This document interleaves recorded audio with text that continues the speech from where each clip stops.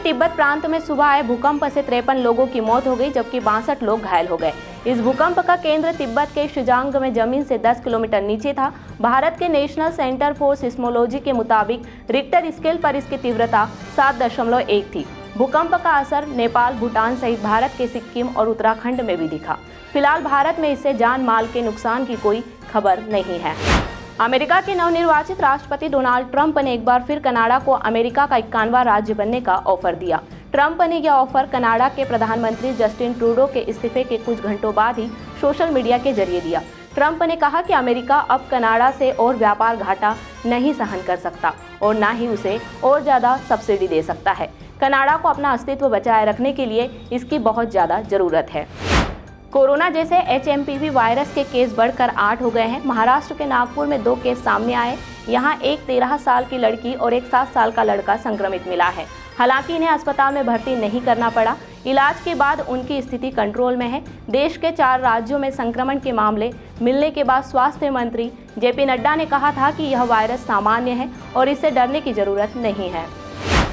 उत्तर भारत में कड़ाके की ठंड और घने कोहरे का असर जारी है। पंजाब, जम्मू, उत्तर प्रदेश और बिहार के कुछ जिलों में विजिबिलिटी शून्य हो गई है। कोहरे के कारण 25 फ्लाइट्स और कई ट्रेनें देरी से चल रही है। उत्तर प्रदेश में ठंड से 48 घंटे में 25 लोगों की मौत हो गई है। बिहार और राजस्थान में शीतलहर का अलर्ट जारी किया गया है। जम्मू कश्मीर में बर्फबारी के चलते कई हाईवे बंद है। हिमाचल प्रदेश में बारिश और बर्फबारी का अलर्ट है। असम के दीमा हसाओ जिले के उमरंगसो में 300 फीट गहरी कोयला खदान में 6 जनवरी को अचानक पानी भर गया था, जिससे 15 मजदूर अंदर फंस गए। अब इन मजदूरों के रेस्क्यू में सेना को लगाया गया है। NDRF और SDRF की टीम भी मदद कर रही है। असम के माइनिंग मिनिस्टर कौशिक राय भी घटनास्थल पर पहुंचे थे। केंद्रीय गृह मंत्री अमित शाह ने दिल्ली में भारत पोल पोर्टल लॉन्च किया, जिसे CBI ने इंटरपोल की तर्ज पर विकसित किया है। यह पोर्टल भारतीय एजेंसियों और राज्यों की पुलिस को इंटरपोल और अन्य अंतर्राष्ट्रीय जांच एजेंसियों से जुड़ने में मदद करेगा। इसके जरिए साइबर, फाइनेंशियल और अन्य क्राइम में अंतर्राष्ट्रीय सहयोग संभव होगा। राज्य और केंद्र शासित प्रदेशों की पुलिस अब विदेश भागे अपराधियों से जुड़ी जानकारी भी आसानी से हासिल कर सकेगी।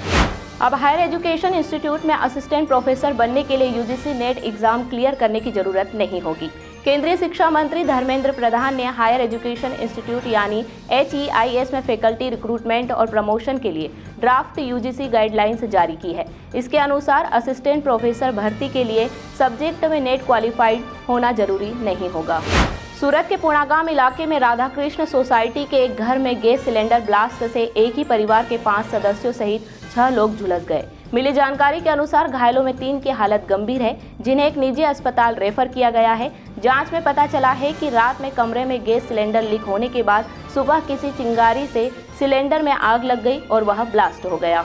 जोधपुर सेंट्रल जेल में रेप के आरोप में आजीवन सजा काट रहा आसाराम को सुप्रीम कोर्ट ने जमानत दे दी है। आसाराम को 25 अप्रैल 2018 को जोधपुर की विशेष पोस्को अदालत ने नाबालिग के साथ रेप का दोषी ठहराया था और उम्र कैद की सजा सुनाई थी। आसाराम 2 सितंबर 2013 से जेल में है।